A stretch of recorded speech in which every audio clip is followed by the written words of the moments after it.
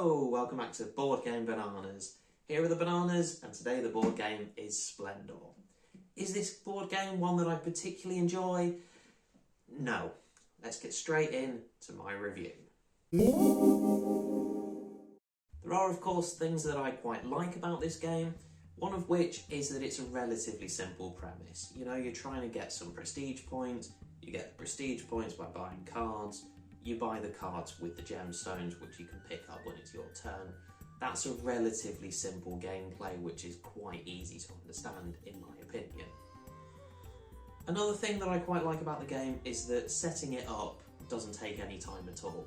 If you saw my video for reviewing Quest for El Dorado, you'll know that the time it takes to set up a game, to me at least, that's very important, even if it does feel like a slightly minor point. So yeah, the game does have positives. It's quick and easy to understand. It's also quick and easy to set up. On the negative side, one of the things that I really don't like about this game is that it involves a lot, and I mean a lot, of counting. I know that sounds strange, especially for somebody like me. You know, by day I work as a data analyst. I like maths. Maths is fun, counting is fun. But this game just has so much of it. Feels like whenever it's your turn, I'm trying to look at all of the different cards, like all 12 cards that are on display, and you're basically trying to work out, okay, so if I buy this, well then it will cost me this and this and this, but I've got this discount, so I've got to take that into consideration.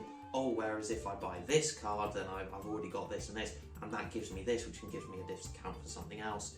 There's just so much counting, and you know, that kind of takes away part of the fun of the gameplay, in my opinion. The other thing that I don't particularly like about this game is it's very difficult, borderline impossible in fact, to make a long-term strategy and to plan your moves maybe 2, 3, perhaps even 4 goes in advance. I don't really think that's possible with this game. When it's your turn, you know, this very much goes hand in hand with what I just said about the maths and the counting. When it's your turn, you're basically just looking at what gemstones you've got, what discounts you've got, and you're trying to think, okay, what can I do right now? It's very difficult to think, oh, well, if I bought this card, then I'd be able to get that discount, which would help me next go buy this, and then I can pick up these gemstones and buy this. It's very difficult to think like that. And I've actually been playing the game and I've been thinking, well, if I was maybe sat here with a notebook and I was, you know, writing things down and calculating things in advance, and I was looking at, yeah, different strategies and that kind of thing, and basically planning my moves in absolute detail, yeah, then it would probably go a little bit better for me. But how fun would it be if I was sat there with a notebook, you know, taking a very long time to make each decision? Yes, I would be playing more strategically, but how fun is that?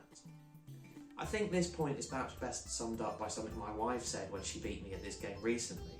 We finished playing the game, she had her 15 prestige points, and she simply looked at me and said, yeah, I won, but I've no idea why. And that basically sums it up the best. In conclusion, I would describe this game as being quick and easy. It's quick and easy to play, it's quick and easy to understand, it's also, thankfully, quick and easy to set up. It's a very innocent game in that regard.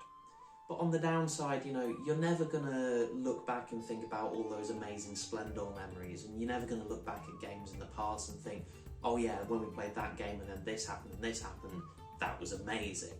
You're not really going to have that type of memory.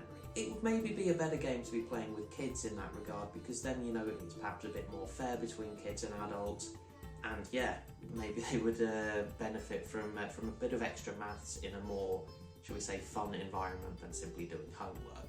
But I'd love to know your thoughts and opinions as well. Please write me a comment down below. If this is a game that you particularly enjoy, I would really love to hear from you as well. I personally would give this game a score of 2 out of 5 bananas. It's not the worst game in the world. It's not particularly bad. It's quick, it's easy, it's innocent. You can play it and understand it relatively quickly. But on the other hand, I can't think of a single social occasion I would be going to where I'd think, hey, do you know which game we should bring? Splendor. Please subscribe to the channel. I've got videos coming about Splendor Duel, which is a very similar version of the game, so that's coming very shortly. But in the meantime, enjoy Splendor, take care, and I'll see you in the next one. Take care.